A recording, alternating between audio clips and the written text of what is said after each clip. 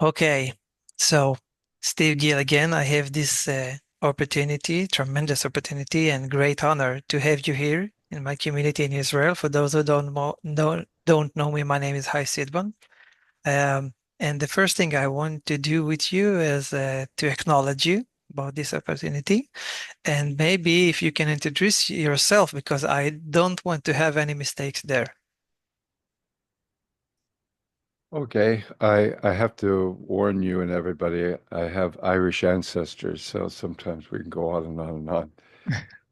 But my name's Stephen Gilligan. I am here in Encinitas, California, which is right up the coast from San Diego. I've lived here 40 years now. I grew up in San Francisco. I was right at the height of sex, drugs, rock and roll, if you would call it that, but also the infusion in the 60s from all the East Asian stuff and all these things on spirituality. I had the luck and the privilege of meeting Milton Erickson when I was 19. I was an undergraduate at the University of California at Santa Cruz, and I would go to visit with him. Usually I was on quarter breaks, both an undergraduate and then my graduate work was done in psychology at Stanford University, where they have the biggest hypnosis lab in the world under Ernest Hilgard. So I started with Erickson when I was quite young, and I'm lucky because I didn't have too many bad habits to pick up. So I've been practicing, I've been writing, I've been teaching for 50 years. I never thought I'd say that. Wow. It'd be 50 years this year. Okay, maybe you're leading me to my first question. How was the your first meeting with Ericsson? It was amazing. I mean, you know, each of us, if we're lucky, has a handful of meetings with extraordinary people that we have an intuitive sense, oh my God, this is something about what I came in the world to do, what I'm called to do. Um, I I think I spent a lot of time in trance as a kid, partly because of an Irish Catholic alcoholic depressed family. I think most people first go into trance to get away from things, to find a sort of a safe place. But I think also I was just a really creative, interested in all things psychological when I was a boy. And I thought I knew that since I was a little boy that I was going to be a psychotherapist. And Wow. if you or say if you took one look at my family, you would know somebody had to volunteer for the job. Mm. And but I thought, I carried unconsciously this image of what does a responsible, successful psychotherapist look like. And mine was basically an American Freud, white guy with a beard, kind of looked like a little bit like you, Hal. Mostly kidding. But with the beard and a pipe and jacket with patches, very serious, emotionally constipated. And I thought, oh, it feels not so good to sort of let my mirror neurons vibrate with that. But I thought, okay, well, that's what you have to do in order to grow up. And I knew that I was going to be a psychotherapist. And meeting Erickson was like meeting Yoda out of the movie Star Wars. He was this little guy. He was always twinkling. When I knew him, he had, white hair. He was partially paralyzed in his tongue. He was colorblind. He was tone deaf. He was sitting in a wheelchair most of the time. But he had this incredible, incredible presence that just touched me so deeply. So much so that this quiet little voice that, visits me every once in a great while said, this is why you're here. That this is the guy who's representing the path that you are called to. So it was pretty amazing from the get-go. Mhm. Thank you for that. Do you think that Erickson was ahead of his time, maybe, with his genius? Definitely, as all geniuses and are there, they don't quite have the language. The language isn't quite there, I think, to be able to suitably describe what they're doing. So, like the great people I know, Moshe Feldenkrais, I don't know if you're familiar with Moshe, he was Israeli guy. He was very similar, or Carl Pribram was my neuroscientist mentor at graduate school at Stanford. He was similarly, Gregory Bateson is the guy that introduced us to Mhm. Milton Erickson, and I think the same could be said about them, that they had, that were trying to nurture a new language and a new set of distinctions, and they did as good as they could and more. But for Erickson, he wasn't very theoretical, and his analytical mind was really, I think, secondary to his primary process mind, to what we might call the creative unconscious. So it's really hard for most people, I think, to learn from him because we all carry this sense of if you're going to learn something, how do you sit? How do you listen? How do you attune yourself? And I think the feeling with Erickson was go into trance. And, it's to let go of all this. What does it mean? What do I do? Etc. And just sort of drop into the ocean of the unconscious. And he was, I believe, it was very controversial back then to say it, still controversial now. I think he was more like a traditional shaman than a Western psychotherapist. Mhm. So maybe can I have this another question, which I think that you just answered that. Is he was a spiritual man? Did you felt it? Well, that word spiritual is a little bit loaded because it most often connotes a certain religious Mm, belief, and he definitely was not that.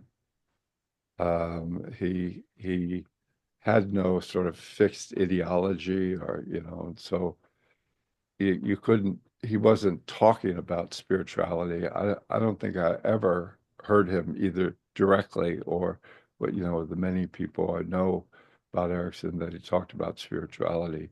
mhm. I think he was really more strongly in favor of having these deep experiences way beyond what verbal language could represent. So maybe you can describe one or more thing about it, about this method, or because I know that everybody is getting hurried to listen about his work, but I'm interested about this man. Well, first of all, you mentioned you've interviewed some of the other longtime students, and probably one of the most interesting things about Erickson is that almost everybody that wrote about him had something different to say. So if you put the books next to each other, you have to say, how could this be? Uh, are they really talking about the same guy? I mean, people like Gregory Bateson, who was part of, that first group of people, Václavik, Weekland, Dick Fish, the Mm, so-called MRI or Palo Alto team that was headed by Bateson. mhm. He sent all those guys out to visit Erickson after they completed the schizophrenic double bind.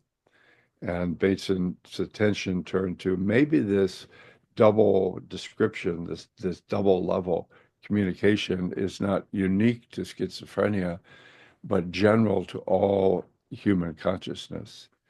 And Bateson, who had known Erickson since the 1930s, when Bateson and Margaret Mead, who were married and anthropologists, were going to study trance, the Balinese trance rituals, and they went to Erickson to consult with them. So I think the thing that I immediately was so resonant to it seemed that 90% of Erickson's influence was nonverbal. I mean, he reached over and he touched you. Okay. You couldn't stay in this verbal rational mind. He touched you, and I could, share some of the experiences, but Yes. uh, partly why I suggest he was more shamanic-like, because he wasn't primarily going through a channel of my verbal mind is connecting up with your verbal mind, and we're using that as a bridge. Mm, But he really, his nonverbal, what I call the nonverbal nature, it's the right hemisphere. It's not peculiar to humans. It's common to all living consciousness on the planet. And I know that might sound a little bit esoteric, but that's where I feel the creative unconscious is at 50 years into the study. So, in that creative unconscious, everything is interconnected, everything is fluid. You're in it, and it's governed by this principle, as people like Carl Jung talked about, of always bringing wholeness and balance to the system. mhm, And to do that, it's using a very different logic. It's not a linear logic. It's not a conceptual logic. It's more of an attunement to the patterns of consciousness as they are. And so that meant that Erickson's way of talking about things and thinking, and I think acting, was quite different from the sort of the default value that we all grow up with. I live with my granddaughter and my daughter and her son-in-law. My old office is out in front. And River, my granddaughter, is 2.5, and it's so astonishing to see and feel not only that miracle of something's there and new every day, but the sort of perception and thinking and relationship is very different from us grown-up adults. yeah. And Erickson was much more of that primary one. Mhm. Okay. So basically, we can say that Ericsson was all the time in a trance, or maybe put other all around Well, him.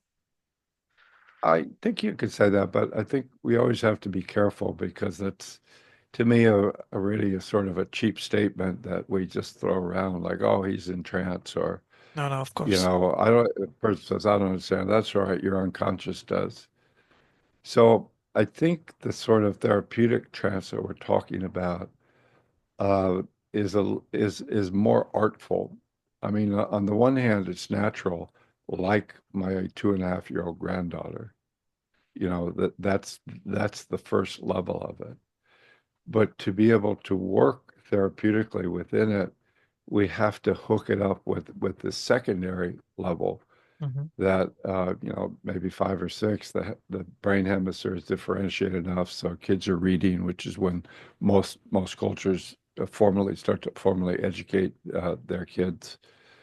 Um, so I mean, I would ask Erickson, when do you go into trance? And he said, whenever I need to know something, which is interesting. And one way to say that alternately is that trance is the gateway into learning when you hit the state of I don't know. I don't know. I don't know what to do. I don't know the answer. I don't know the best way to deal with this. We'd say that your first get around town social mind, the social, cognitive, verbal, virtual mind. It's really good at routines. It's really good at habits. So how do you do this? Well, you learn to do X, Y, and Z, these sequences of behavior. And and the vast majority of the time, those are just fine. So if I'm going to go to the grocery store to buy some bread, I don't have to go into a trance. Yes. Just just get in the damn car and get the bread. When I'm, doing routines around the house, I'm going for my morning walks, I don't need to be in a trance Mm. because I know how to do it, and so I can just enjoy it. But there are many times, and some of them are, predictive in terms of developmental changes or significant identity life events. Those are statistically when medical and psychological symptoms are most likely to be developed. Because at those times, you're not going into primarily just information exchange. You're being called to shift your deeper level frames that you're understanding yourself and the world. And so to be in a trance for that sort of change is, I don't think we can reduce it to everybody's in trance all the time. That's what you meant on your one of many books of you, generative trance. Yeah, yeah, that's right. And I would say it's probably the biggest difference between Milton Erickson and me in terms of, I think, how we think about the work and how we practice. Now, it should be pointed out that, I was 19, I was like 20, and he was almost 80 when I knew him. So he came from a very different generation.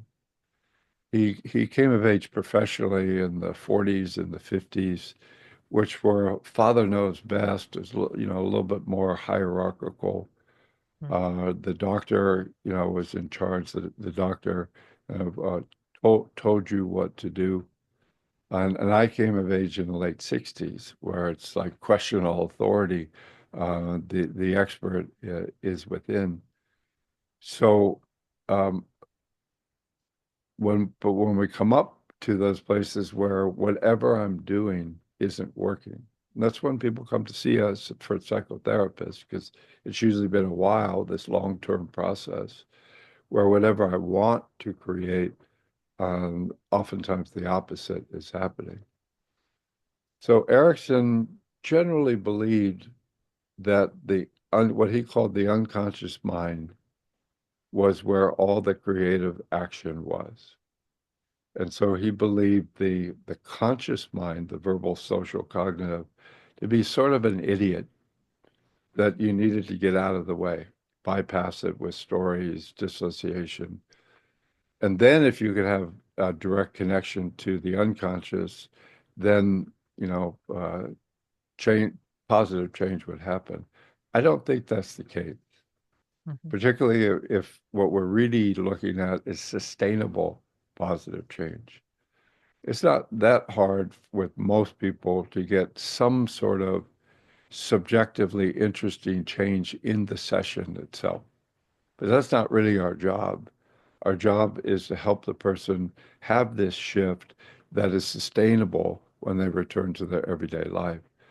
In order to do that, you have to be making changes at these two levels, which we call the unconscious and the conscious mind. So for both of them, what's really important is that they have no fixed structure. Mm. They may have habitual structures for a person or for a family or for a culture, but those are not fixed. So you have many, many, many different types of unconscious mind. We have, the original Freud, which, the seething cauldron of sex, drugs, rock and roll. And you have Jung, it's Freud's student who was, talking about archetypes. Erickson, I think, had a very different sense.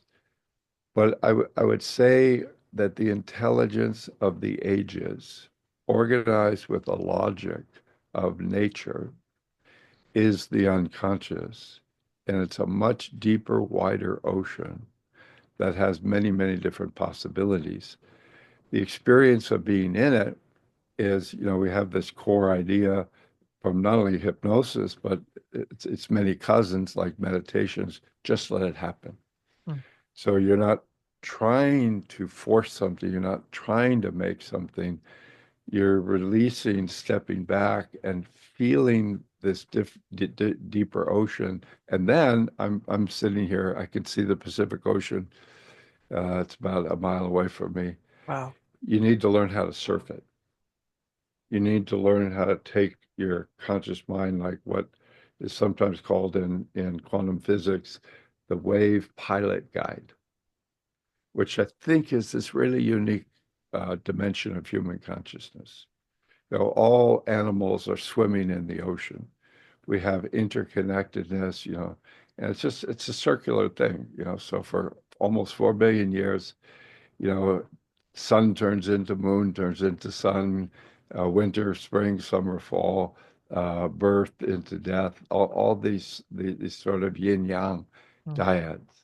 The main thing, it's a circular thing that is kept alive in many, many ways. What the conscious mind, it's virtual, it's more like a machine. It has this capacity to unbind from time or space, unbind from any fixed position. I can imagine I'm you. I can imagine I'm a tree. I can imagine I'm my client. I can imagine I can go anywhere in my mind and be able to step into that as a virtual reality. To do that, I think it is such a miraculous, extraordinary leap mm, that we humans 1.0 are not doing very well with it. It's sort of like I mean, I was educated very Catholic, but I never liked the Bible. But the thing about the angels, just as they got close to the gates of heaven, their ego stepped in and said, "Hey, why do I have to be a servant? I could be somebody. I could be godlike." And I think that's where we are. And because developmentally, when we think or express ourselves at an early developmental phase, we're using a lot of muscle tension. Erickson is, my granddaughter, we go out and play with a bucket of chalk all over the property. And for 2 years, all she could do was straight up and down, And I with my limited skills, I would do circles and then she would just color it in and now she's starting to have curves. mm, Well, that curve is requiring a more subtle, graceful pattern of expression. So Erickson used to say that when a child learns to write, they press down so intensely with their pencil on the paper. And you could see it with the quality of handwriting. You can see that behind me, that Chinese calligraphy, that is father of a student of mine in China did that, that's Wu Wei, which is the state of active non-doing. Um, that's a real skill in terms of the grace of your mind body. That's what the conscious mind can be. That's what Erickson was when he hooked up with the patient's unconscious, such that the winning formula was Erickson's creative verbal virtual mind, totally in a deep resonance with the client's nonverbal nature mind.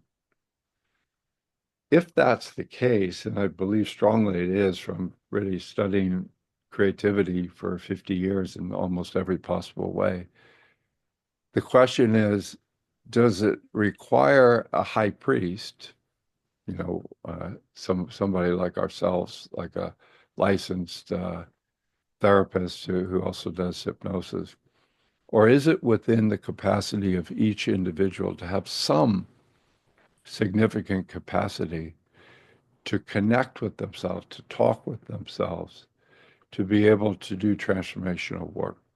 Because it would be much better if it was your voice than my voice, just from a psychological immune system point of view.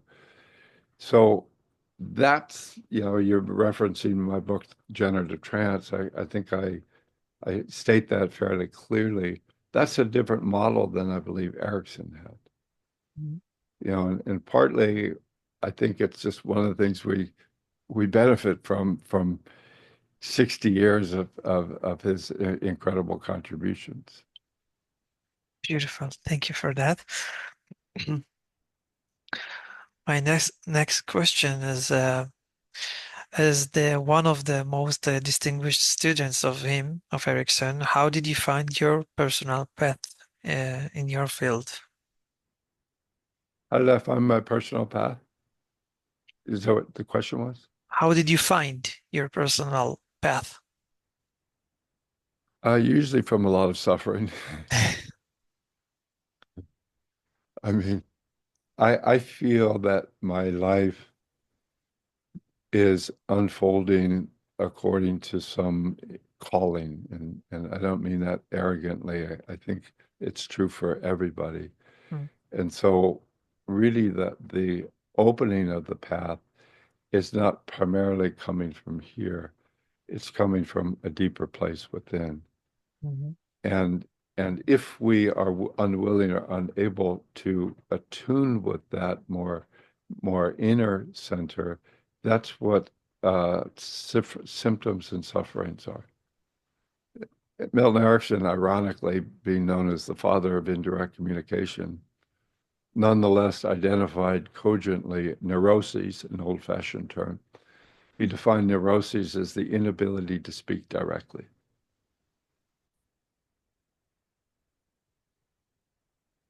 So if you can't say, this is who I am, this is what I feel, this is what I need, this is my truth. You may not like it, but this is what is coming through me.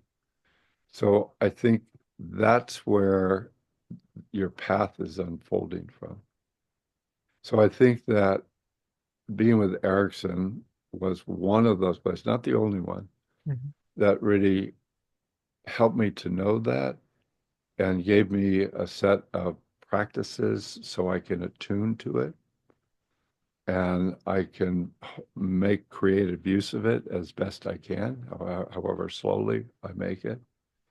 And I think the same is true with, doing therapeutic work with people. The therapist is not there as the authority to give the answer.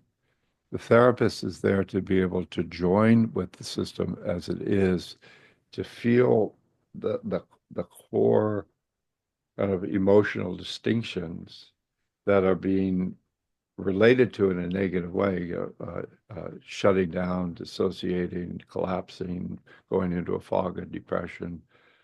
Those are all short-term acts of self-love when a person had to dissociate. I couldn't be present. I had, in order to preserve myself, I had to dissociate. mm, But then that means that river of consciousness that, one of the reasons I talk about my granddaughter so much is it's still so pure in her that we shut it down, that we lock it in the basement, that we dissociate from it. And that's where all that knowledge is about who am I? How can I live my life in a way that is rewarding for me and hopefully helpful to others? It's coming from someplace else. mhm. It reminds me my background in martial arts. Oh, It's like a similar because I know that you're yes, also that's right. yes. Yeah. Yeah, I practiced martial art for 27 years, and Aikido being the last 16. Hmm. And I did it, I think probably maybe I was never interested in being a martial artist, but I had a lot of physical violence from my father when I was a kid, with alcoholism and I needed some place I knew to to be able to work out all the stuff in my body, which was, not all sweetness and light.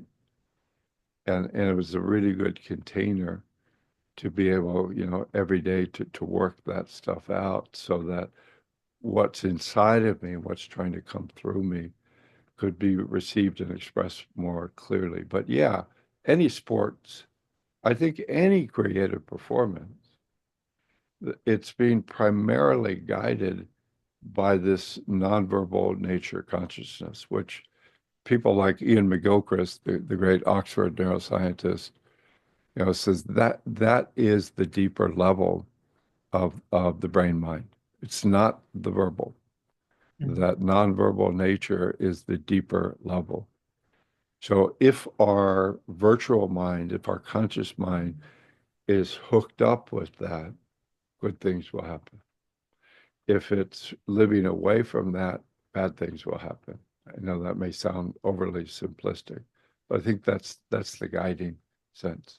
Yes, it sounds like the essence of this method or perspective, which is beautiful, Totally. Totally. beautiful.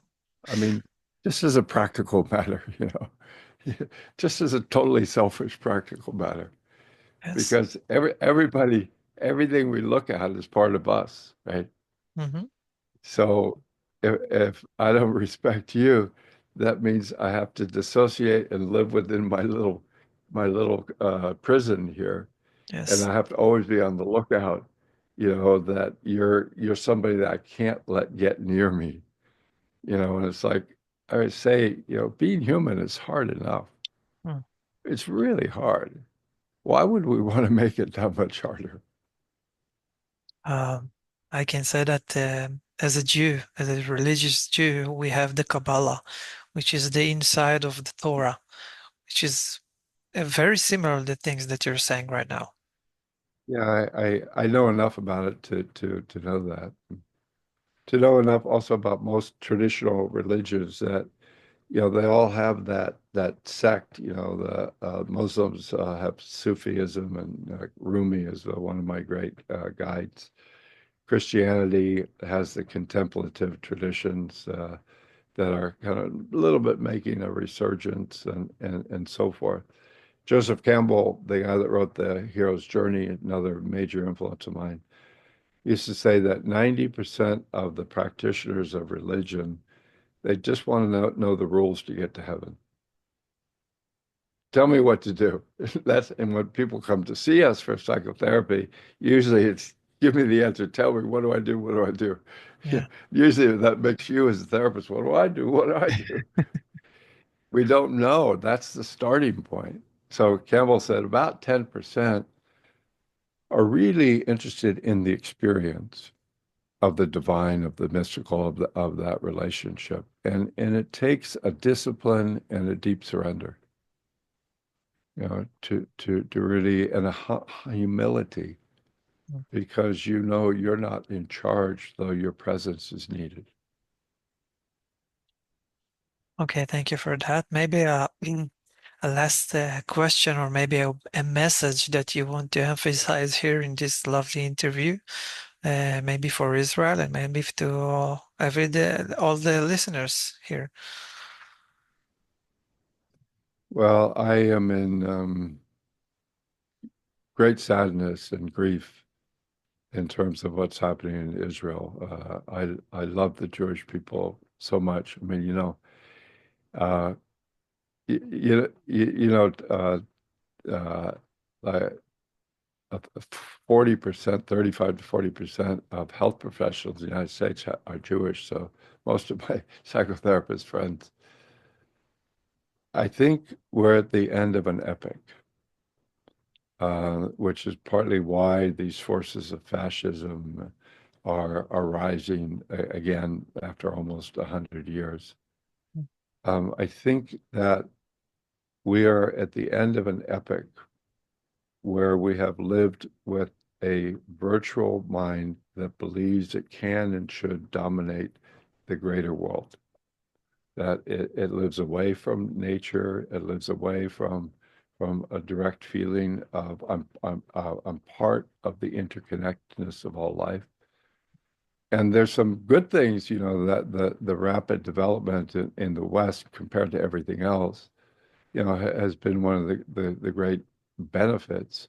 But we're on the back end where the isolated ego trying to control things is going to create increasing disasters. We are in, I think a lot of people agree, not many different crises. We're in one polycrisis. And that polycrisis is the dissociation of our verbal mind from the deeper mind. You could say the angels are are not listening to the divine. I mean that as a metaphor. So everybody feels it.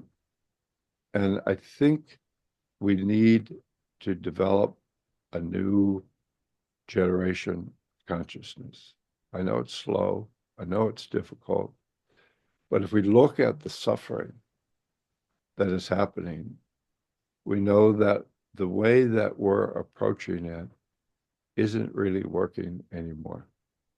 And when we do psychotherapy with people, we try to find a good way, a respectful way for them to realize what used to the Bateson team, the Palo Alto MRI team, used to summarize Milton Erickson's work as the attempted solution is the problem. So the way we're thinking and acting is not going to transform and give us the peace that we want. So I think the problems in the way that we understood in sort of some of the Ericksonian ways that we're mostly applying to individuals or small groups, I think we're challenged now because the real challenge for change is not at an individual level, but at a collective level. And and and the collective level needs to have every individual individuated as they do it. So it's not an either or, but I think the larger context is more important these days because we're in a very, very unstable time. And I the Middle East and Israel and the area around that is quite, sort of ground zero. So I hope that we can find in traditions like this capacity for creative nonviolence to do this work so that always first our own life and values are realized and respected and recognized. That's always the first step. Because if that's not happening, we're powerless to do anything else. Yes. Sometimes I point out on the airplanes when they're giving you the little hypnotic induction at the outset, if once we're 30,000 feet in the air, and just imagine, close your eyes and imagine all the engines blow out, and we go hurtling to our certain death. At that point, these totally useless oxygen masks are going to release, and it's every man for himself. you know, and as a father, that just sounds so counterintuitive to me because one of the great privileges of my life is to realize I would give my life for my daughter, my granddaughter. I would give my life for them. Mm. And so to say you you take care of your own need for oxygen first is counterintuitive. So it seems until you give it a little bit of thought, you say, well, of course, if I'm unconscious, if I'm not here emotionally, physically, I can't be of help to anybody else. So I think it's possible, and I think that's what these traditions and some of these methods are genuinely showing that we can do this transformation because the big transformation in the unconscious is the relationship between opposites. And the verbal mind, it's either or. It's this side or this side. But the basic psychological unit is the relationship between opposites. Niels Bohr, the great quantum physicist, used to say there are two types of truth. In the shallow truth, the opposite of a true statement is false. That's traditional logic. That's ego consciousness. In the deeper type of truth, the opposite of a true statement is equally true. And and so I think that's where we're moving because our differences are getting pressing in on us closer and closer and closer. We can't not notice them. And so it's requiring first in the nonverbal and then the verbal, some fierce, creative, compassionate, skillful way to create a place where everybody's voice can be heard. Is it easy? No. Am I absolutely sure it will happen? No, but it's possible. It's possible. True words. Stephen Gilligan, I have this charming interview. It was a lovely one. Thank you for this opportunity and thank you for having me and your time. I want to acknowledge you and wish all the best to you. Thank you. So You know, I was in Israel once, like I think 15 years ago, and I brought my daughter and my then Chinese wife and one of my daughter's friends, and we had such a lovely time. So I really feel just such a beautiful resonance with Israel and the Jewish people. it's Mm. still a lovely place, I must say, and you're very welcome. Yeah. Uh, Well, you know, now that I got my granddaughter living with me, and believe it or not, I'm turning 30 in December 26th. I think COVID, disrupted a lot. mm, And for me, it pushed me off of my addiction to be on stage. So I'm really pulling back a lot more from traveling. But if I'm in that area, I'd definitely love to return to Israel. Definitely more than welcome. Thank you for two words and this lovely interview. All the Yeah. Good best. luck to everybody. Thank you. Yeah, all the best to you, to everybody. Thanks.